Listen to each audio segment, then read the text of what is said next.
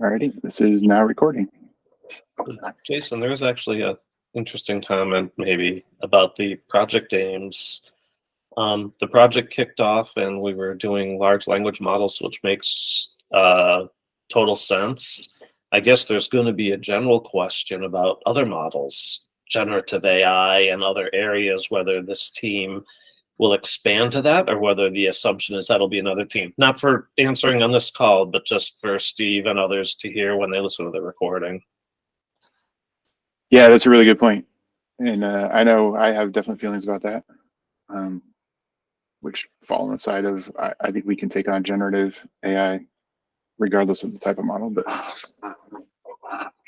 it'll be interesting to see what happens with that. That's a good point. Thank you.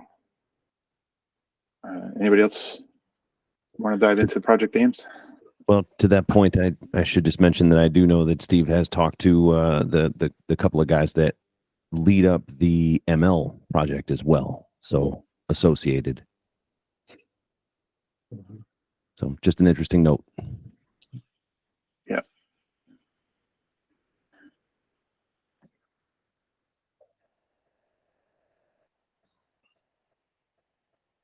So the roadmap, we are right on the October 1 where that little dot is.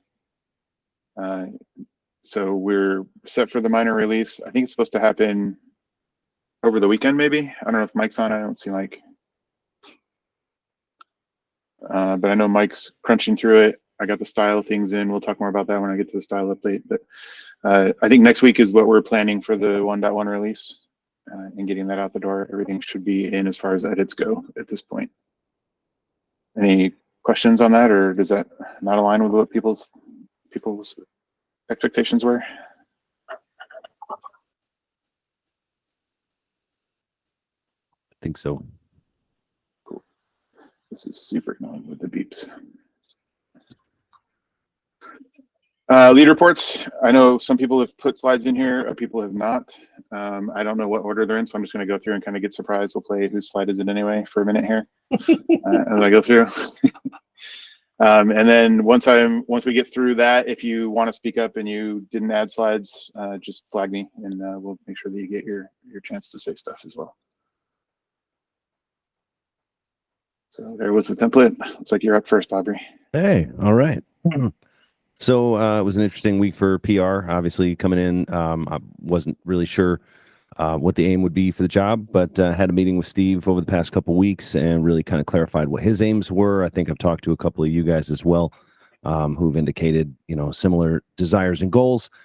And so getting down to it, realizing there had been really nothing done PR-wise prior to getting here.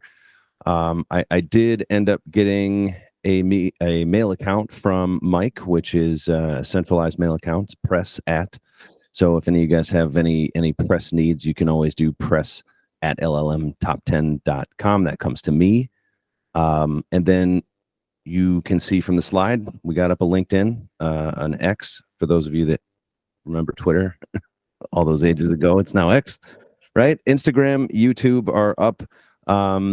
And Instagram, I think actually all of it is currently working. TikTok is behaving a little funny right now, but that's TikTok, right? And we released our first video to make an ad for this week. So we can probably expect that we will have a video for each meeting. If there's anything to kind of highlight prior to the meeting, please let me know. If you're a lead or you want something specific mentioned on our meeting announcement, I figure that's a very easy way to kind of get out there and really get the voice heard. And as you can see at the bottom, I hope, because it's in fuchsia, please help subscribe, like, repost, and re-X, I guess. Anytime that you can, please. It really helps the cause. It helps us look much more legitimate out there. That's what I got. Yes. Okay. Somebody have a question? Oh, no, that's applause. All right. Thanks, Emmanuel. There was a question in the chat for you, Aubrey. Okay. Help with PR? Sure. Yeah. Hit me up private on Slack. That's probably I guess we could tweet, but Dan. Yeah, I'll hit you up on Slack. I'm on the Slack channel. My background comes from digital marketing, so I thought this might be the best place for me to fit in. Fantastic. Yeah. Likewise. Great. Let's chat. Hit me up on Slack and we'll go from there. We'll do right now. Thanks. Thank you.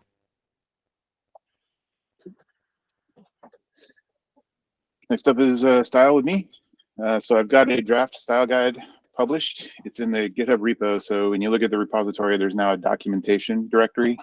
And inside there, there's a style. And I've kind of broken it up into 3 different documents. One is kind of general style. One is specific to how to style the entries themselves. And then I've got one for branding, which is mostly a placeholder right now. I need to work with you, Aubrey, and Mike as well around that to decide what needs to be in there. There is one thing that's in there, though, that's come up, and that is, what do we call ourselves and what do we want other people to call us? And so there's a lot of abbreviating it to top 10 for LLMs. One of the branding decisions that I just kind of arbitrarily decided, and again, just because something's written there, don't take it as gospel. Like, there's room for discussion. I just threw something in there so we have a starting place. So one of the things that came up was, it's top 10 for LLM applications, not top 10 for LLMs. And there's a difference between models and the applications that are built on them. And the guides and entries are intended to cover both of those. So I don't know how strongly we feel about that, but that's one thing that I did throw in there just as again, as a starting point to discuss that topic. One of the things that we did was go through and normalize some styling for the entries. So for example, things that used to be subheadings, they weren't actually headings in the markdown, they were just bolded text. So I've gone through and changed that so that they're all now proper subheadings in the markdown. We also normalized the way that links appear and put those both in the template and in the entry style guide, and modified the entries themselves. So there's a large pull request waiting right now for ads to approve it. And that's going to touch all 10 of the entries. And it doesn't change the content of the entries themselves. So you leads that are in charge of them, you'll see these come through. It doesn't change any of the contents, the wording, anything like that. What it does is change how the subheadings appear in the markdown, and then the links did get formatted and changed. So a lot of the descriptive text after, the big change was descriptive text after is now just the name of the publication or blog. Any questions about that? I don't know if that was clear or not. I see a question, who should use the stylings? In theory, everybody that's proposing changes to the entries, anybody that's writing blogs eventually, right? The branding will apply in theory to people writing blogs and articles, is the goal. But yeah, certainly if you're touching an entry, make sure that you're following the style guidelines there. The only other thing that I wanted to bring up is there's one of the proposed changes, and Bob, I think this was you that brought this up. The top 10 entries, some of them are vulnerabilities, some of them are just risks. In general, they talk about risks. So there's a proposal to kind of consistently and uniformly revise the entries to talk about risks rather than vulnerability, and define the top 10 entries themselves as risks to or from LLM applications, rather than describing them as vulnerabilities. That's something that I think we need to discuss larger, so probably we should do that in Slack, but I wanted to bring it up here just to make people aware that that's a proposal that I think we need to get a group consensus on.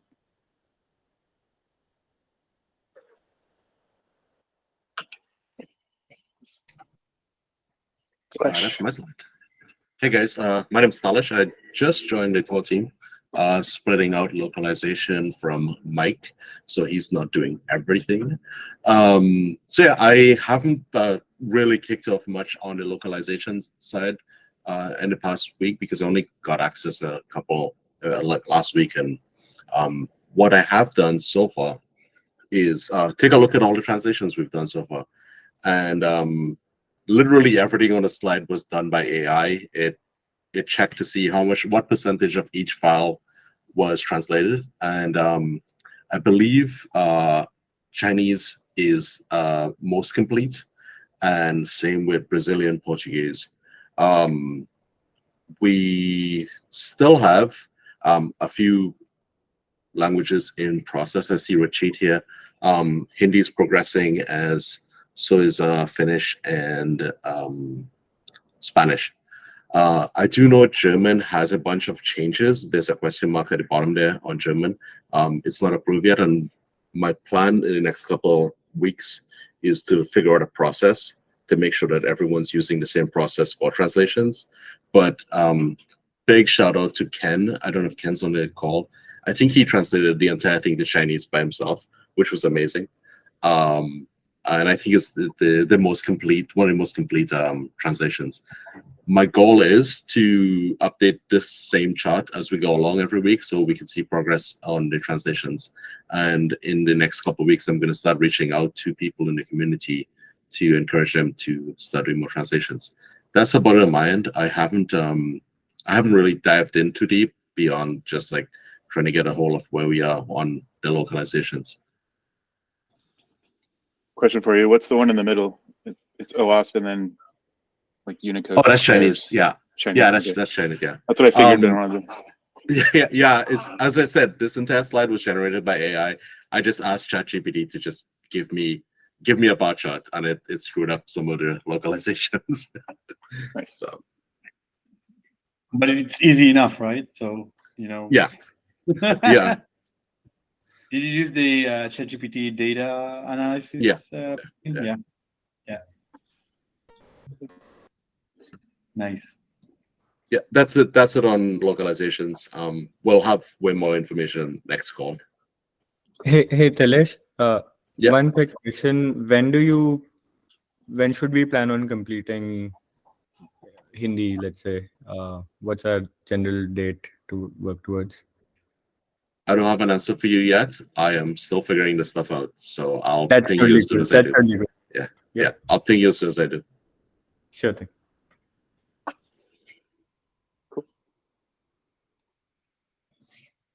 Emmanuel? Morning, everyone. From the data gathering side, now we have a dedicated wiki suggested by Bob, and then I asked Steve permission to create a dedicated wiki. Going ahead, we feel it will be very important for us to centralize everything and make every progress with our work on data gathering available for people to Google it and find it. So I jump ahead and I created a 10-step roadmap. It's just a starting draft. Please, we are open to suggestions and criticism, and all of the documentations that will be updated will be uploaded. There will be a live document. So as changes happens, we want to make sure it's updated regularly so it has the most updated information available for the community. And also, yeah, we have our channel there. Please join us and help us with this massive task that we have in front of us. I know there will be challenges. I just took the risk to putting out there, and I'm happy to be corrected and evolve as we advance our work. So that's what I had from my side. Thank you. Yeah, quick note. I don't know enough about security infrastructure to know how it's going to work, but with the MITRE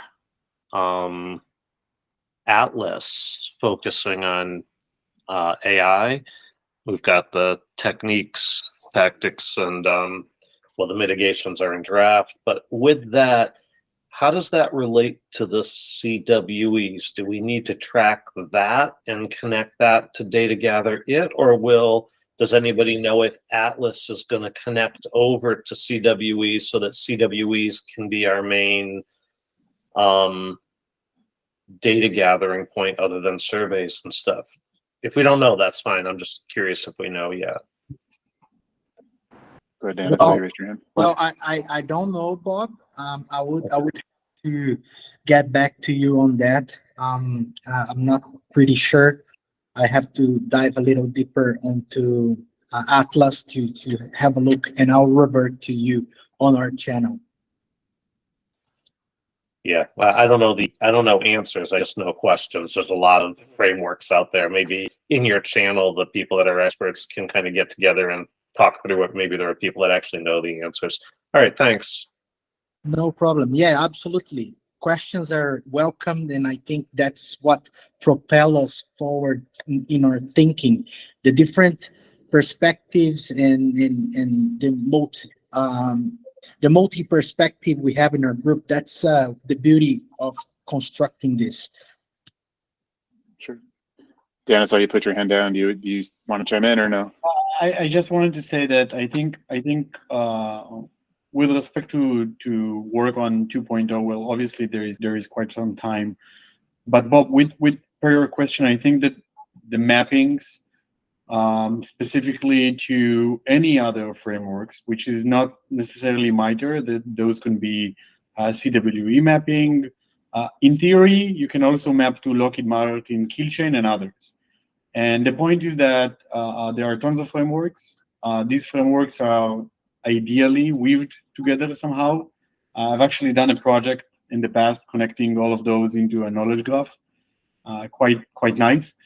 But my point is that I think CWE classification is not always an end point where you want to go, because at the end of the day, what you're going to have is somewhat kind of a loose focus. So from CWE, for example, to CAPEC and MITRE attack patterns and so on, it's not a one-to-one mapping, which means that if you're trying to facilitate some kind of a traversal, then we are going to hit some kind of a block. So my recommendation would be here, so again, there is more work, and this is just my initial thought, but I think we would need to have a more facilitated mapping, not only to CWE, but rather to also consider non-trivial mappings as well as with other platforms. Yeah, and so other frameworks. if you're in the data gathering channel, maybe we can have a discussion in there, if that's okay. I just subject, I think. Sure. Yeah. Yeah. Then I'll revert to you, and then we meet. We can discuss this absolutely. And one of the things we want to put out some community reports to ask people, because we know there are trends that are still not data that they might be considered, because they might be useful for the community.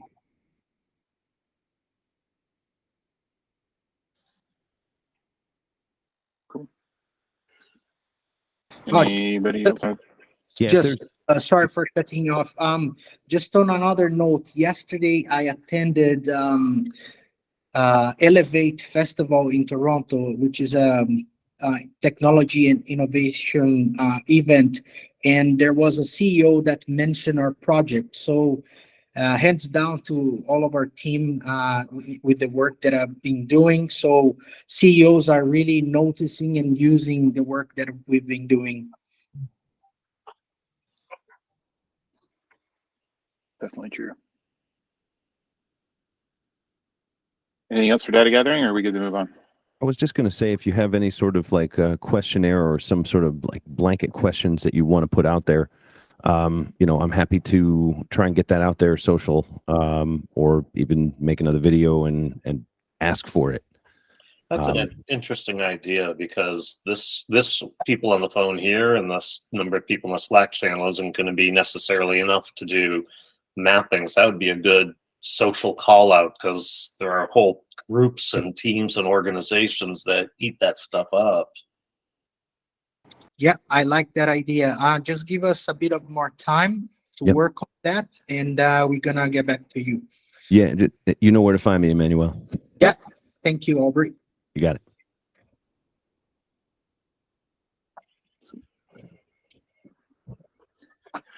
So I first off, I wanted to say thank you to Bob. You keep hearing his name over and over again. He really is doing such a fabulous job of contributing and helping us all think about things.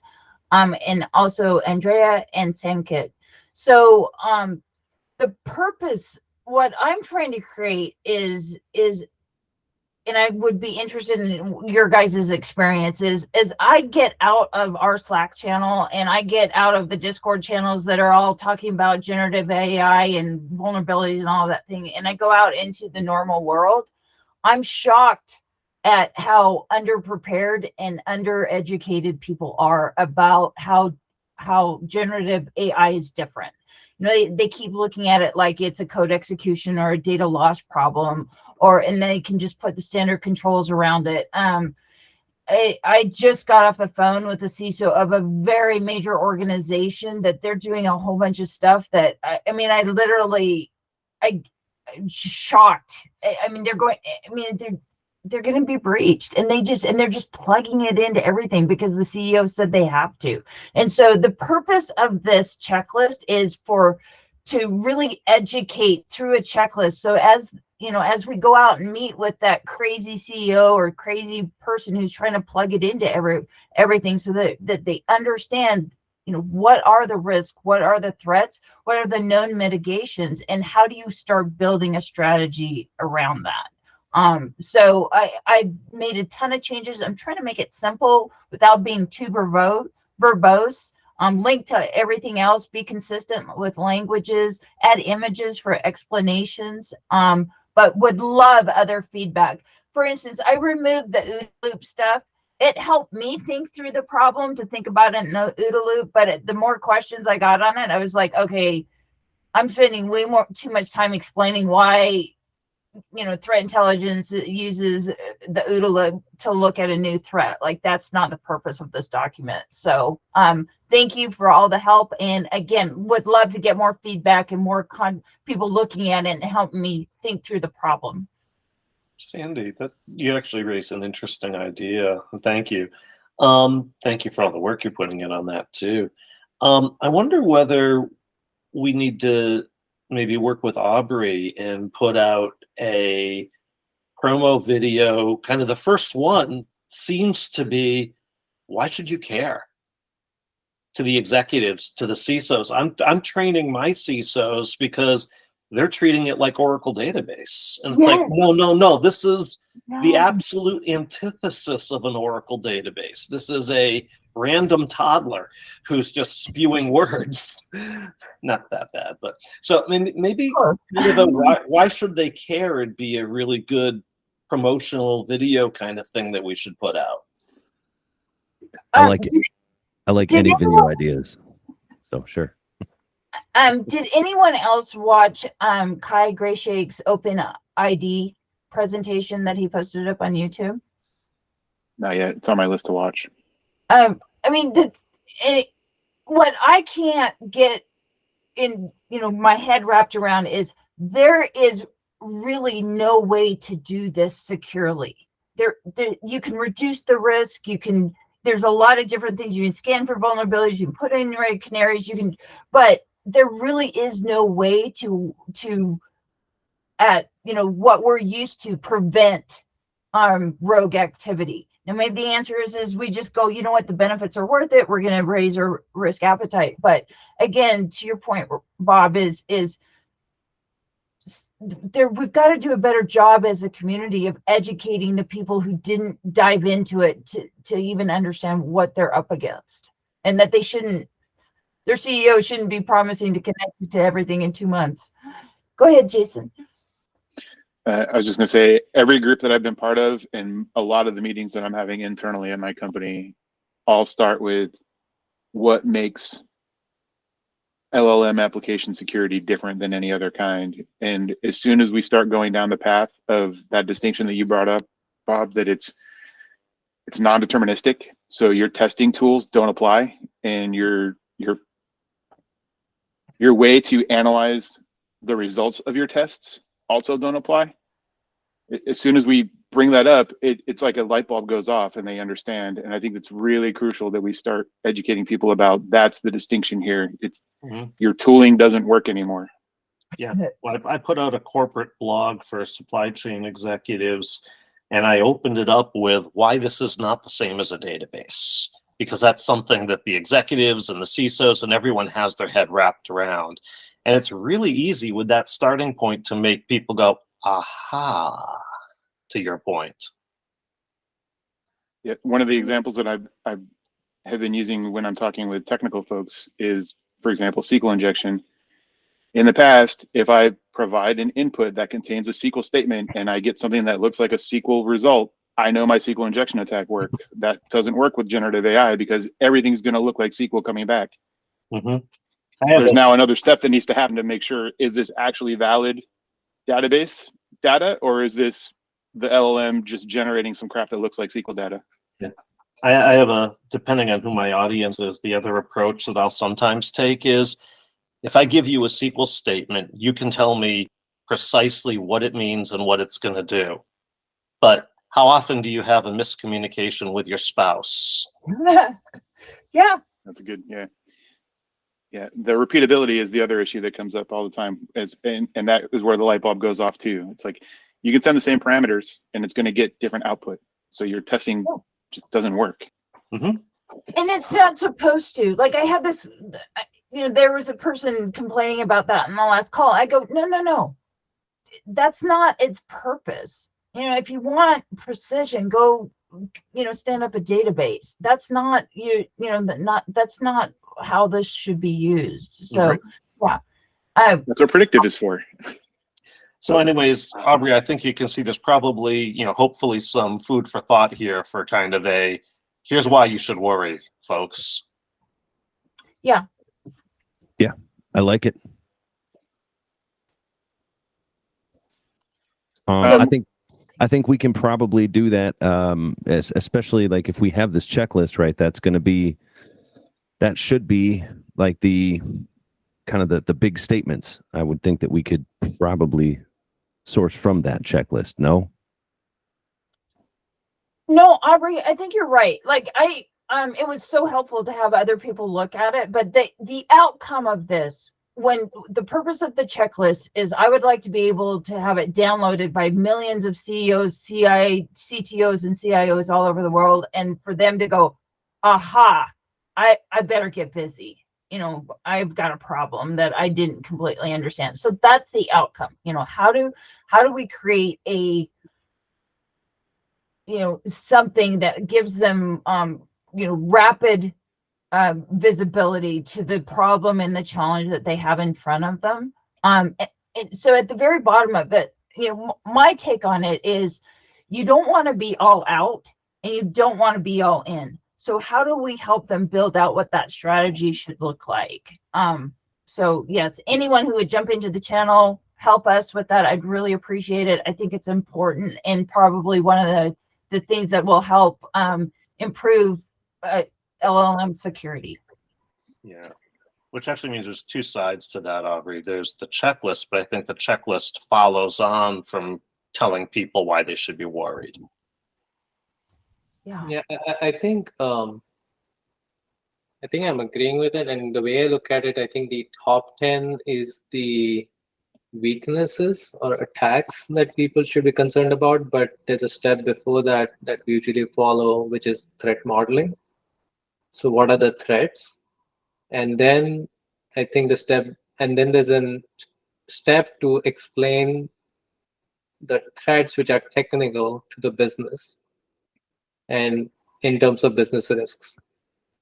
So I think what you guys are trying to highlight is we need to explain the risk to the business better, and then explain the threats better. Where we are with the top 10 is we are talking more about weaknesses and how to mitigate those weaknesses. so I guess I would think that just from what I've seen on our YouTube channel and our socials for my day job, we tend to find that the short videos work great, and only a few bullet points is typically what people's attention spans these days can kind of gather, at least in quick fashion. So if we can get this down to like really a few simple, succinct reasons, 3 reasons, 4 reasons, something like that, we can probably make quick short video. Here's here are the 4 reasons, or we could do, you know, 1 video per reason and just kind of try and, because sometimes you have to tell people 4 different ways why they should care, and then from there maybe they'll start to care. I think at the end of the day, it's a matter of creating a conversation openers, right? No one will become an expert by reading a 2 minutes video or 1 minute video or any kind of a checklist. Yep. But rather a way to provoke people into just, you know, asking the next question. Let's call it like that. You don't need to be ultra thorough necessarily, because at the end of the day, if you are taking responsibility about that in your team, it doesn't matter how did you hear about OWASP Top 10 or regard Gen AI security in general. Yep. You just need to make sure that you're handing over the task to someone who is actually responsible for that. Well, you have And to he is going to be the one taking actual responsibility in becoming more literature, becoming more knowledgeable, asking questions, become more involved and whatnot. At the end of the day, we're just trying to provoke a discussion, and there are tons of ways of opening that discussion for as long as the discussion is being opened at the end of the day. Well, we start out with our audience. So the audience for CISO, the discussion for CISO is going to be different than what we're trying to convince the CEO to ask the CISO for attention. Exactly. So we have to be audience focused with how we approach it, and then I think we can go from there. I think the more structured risk-based approach out of InfoSec, you know, isn't going to necessarily settle with a CEO, but you know, why should you be worried? What's the impact to your business in the large? That's going to make them go, hey, I better ask around on this. I would agree. Yeah. I would agree. I would think we would. Go ahead, Sandy. I think we need to give the sound bites for the CEO to use to ask the CISO, and the sound bite for the CISO to use, that these are the things that we can. So again, the point is to give them enough to use AI, Gen AI and LLMs in a safe way. Mm-hmm. Right? So the soundbite for the CEO is, hey, these are the, for them to get their heads around, this is how, these are the things, this is the impact if we do it incorrectly. And I need to go ask the CISO that we're doing it correctly. And then like the checklist that you mentioned is the list for the CISO to say, okay, I'm taking all these precautions to make sure that we are doing it safely. So maybe we can spin off a separate discussion on this. I don't know if we want to take a whole status meeting on this. I was going to say the same. Sandy, can you drop a link to your Slack channel in the chat? I think we can do that there. One question I do have real quick for you. What's the difference between first draft and release for public comment there? Who is the first draft initially going to target?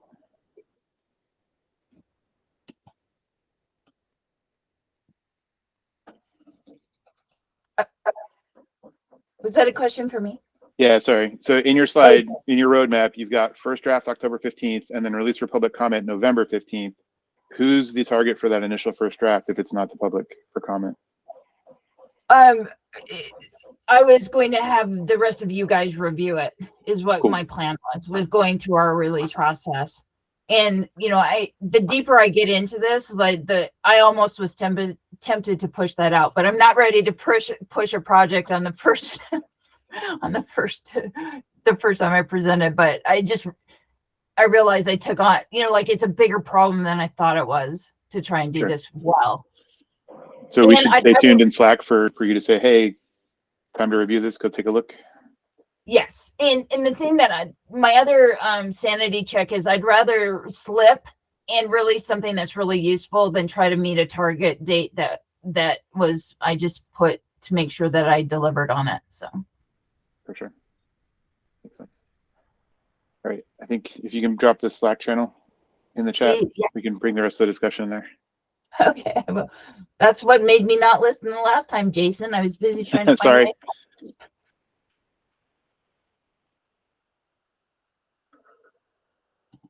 So I guess that is it for the slides. We've got the next meeting in 2 weeks. That'll be updated on the wiki. Is there another? This is the general forum. All right. Now we can go back to whatever discussion we want to talk about.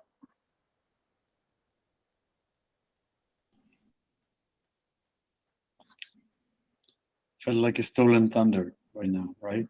Yeah, exactly. Right after we told everybody stop talking, now it's start talking again.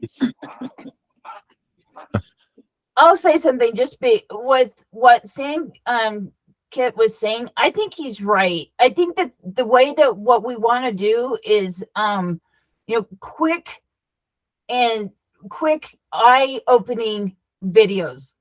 Maybe we don't even talk in them, but something that shows, oh, you think, Bing just released ChatGPT, web access or whatever, and then we do a quick video that shows how easy it is to you think DLP is your problem or something that gives the CISO something that he can go in front of his CEO or in front of somebody and say, hey, we need to stop doing this. DLP isn't our problem, but we can take it to the Slack channel and brainstorm on ideas. I think evidence gets people's attention. Talking doesn't. Go ahead, Dan. I think it's a matter again of provoking the discussion, right? So if we are taking examples, that's good. For example, we've had tons of discussions around MGM hit with Las Vegas with the super simple social engineering. Now suddenly people start to listen, and well, funny enough, hey, nothing has changed in this landscape for the past years, I would say even. So I guess we are going to face something similar. The fact that Wiz released a huge data set that was left in the wild by Microsoft, well, did it raise someone's attention drastically? Well, not necessarily, but did it create a conversation with others around that topic? That have you heard about this? Have you heard about that? And this is exactly, I think, it's a gradual process we are going to be going through. We are not. I don't think we should expect like a exponential curve in this in day one. It's going to be a process, and I think it's not going to be fixed with a single video. It's a gradual process, and maybe with respect to that, I know that we have several members of our team, including obviously Steve, taking interviews, participating in I don't know, in podcasts, releasing blogs and so on. But if someone wants to reach out to LLM Top 10 and maybe, for example, ask for a representative for a discussion they're having, what is the best way for them to do that? And how exactly are we deciding? Because I mean, knowing the team here, there are tons of people who can actually participate in such discussions, and then it's basically like creating those videos ourselves, right? Because if we are trusting people to talk about it, then we can publish it and kind of feed the beast gradually with more videos, with more content, with more posts and the social media and so on and so on. So do we have a mechanism, or should we facilitate a mechanism where we are basically providing an opening for people to reach out to us and schedule a call with some of our kind of, I don't know, trusted members in the OWASP Top 10 project and something like that, and basically kind of raising the alertness and attention to this.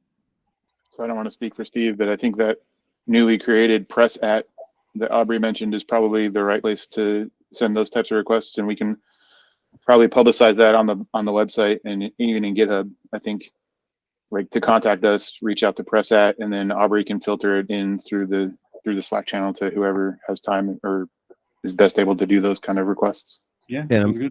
I'm assuming that based on a couple of the pokes I've had on LinkedIn, we'll probably get communication via LinkedIn as well, and who knows, maybe even the X, etc. So pending Steve's like yay or nay, I think Steve is the one that definitely should make that call, or ads or whoever. I definitely should not be the one to make that call, but I think that probably makes sense. We don't have to decide right now. My point is that if we are going to facilitate some kind of an endpoint for people to reach out to us, then we are going to kind of kill two for one. That's my point, right? Because you're also going to raise the alertness for the project, but you're also going to raise the alertness for the actual reason for which the project was created, which is defending against potential issues in LLM applications, right? The entire project has a mission at the end of it. So amusingly, Steve just joined. So welcome, Steve. You Hey, timed this guys. perfectly because the question just came up.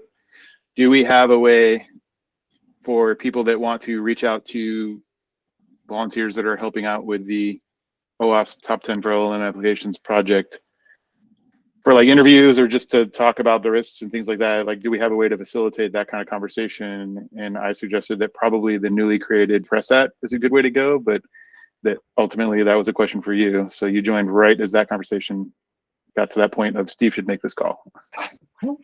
Hey, so first thing about this, I think anybody who's actively involved in the project, I think you should feel like if you're actively involved in this and you want to go out and talk about it, go talk about it. Heck, I see enough people out there in the world who are posting videos about this and acting like experts who just read the document. If you're part of the expert team and you're here, and somebody says, "Hey, would you come on my podcast?"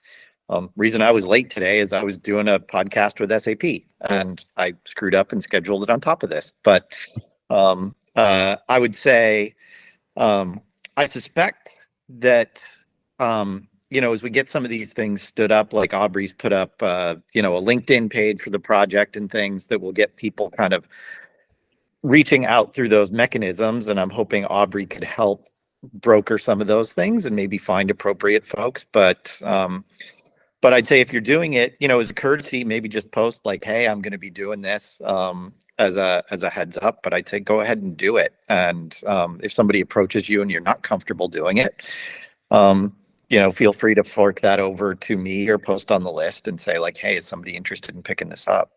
Yeah, I think that makes sense. When we raised that, we were more of a kind of a, should we facilitate a beacon for someone who doesn't know anyone specifically in the project and just say, "Hey, can anyone in the LLM top 10 come join us for, I don't know, for a podcast?" So it's more like of a non-personal invitation, but rather more of a general approach. Yeah. So contact us. Yeah. Like Steve said, internally, if you don't feel comfortable responding to one of those things too, obviously ask anyone in Slack. But I also created a Team LLM PR on Slack just because we need more channels. And so if you need to make it official, I'm sure in that channel we'll be able to for sure find somebody who's comfortable taking that on. Yeah, and I think we have an increasing list of people who have taken these on one way or another. I know John S. has done one of these with me. Gavin's done one of these with me, and just looking at the people who are on the call right now, a bunch of you could quite happily take these. So I think again, if you're honestly a contributor to this project and you want to go out and rep the project, go. It's a community, not a company. Fair. So to the point of the governance slides or the governance documentation and things like that, and also GAR, I just got asked, apparently one of the major questions we get from our customers is, how is Salesforce dealing with addressing the OWASP top 10 for LLM applications? So our customers are actually specifically asking us that question. Love it. To the point that we are now preparing a customer-facing document explaining exactly how we are helping meet the risks presented by the top 10 for LLM applications.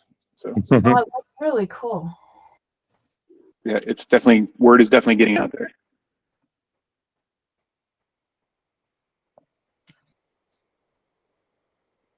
When that's done, can I get a link? Yeah, for sure. I'm also doing a public-facing blog post that's just going to be like lessons learned as part of spinning up this community and the process that we went through.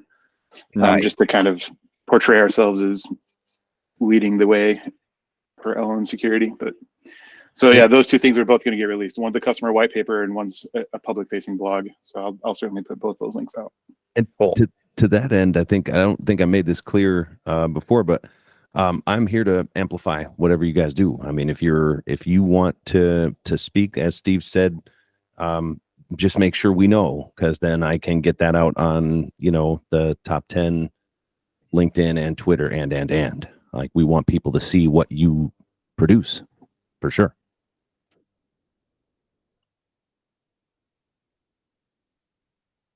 I like the floaty thumbs. That's fantastic stuff. Yeah. That's one of my favorite features of Google Meet.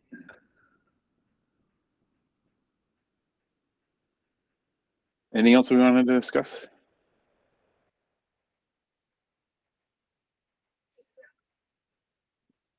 Hey guys, well, sorry for being late, but sounds like you had a productive meeting. I will watch the recording and make sure I catch up on everything. But Jason, thanks for running this for me. You bet. No worries. You'll have to, once I stop the recording, I'll have to figure out where that goes so I can post it wherever. Yeah, probably goes to ads somewhere. So just ping him and we'll figure out how we get a hold of it. I can either post it on my YouTube where I'm posting the other ones, or if there's some other way to do it, we'll sort it. Sure. Post them on the top 10 YouTube if we want to. That's might be a good spot. Did you create a YouTube channel for us? Oh yeah, we got YouTube, Instagram, X, and TikTok is on the way. Cool. So, I'll see. Yeah, I mean, we'll definitely start posting them on your channel then. That makes sense. I'll see if I can get a hold of the our channel. Yeah, our channel. Good. Our. I'll see if I can get the videos back out of my YouTube channel and I'll give them to you. We'll sort it out. Cool. All right. Thanks, team. See ya. See you, everybody. Thanks, everybody. Bye, everyone. Thank you. Bye-bye. Thanks, everyone.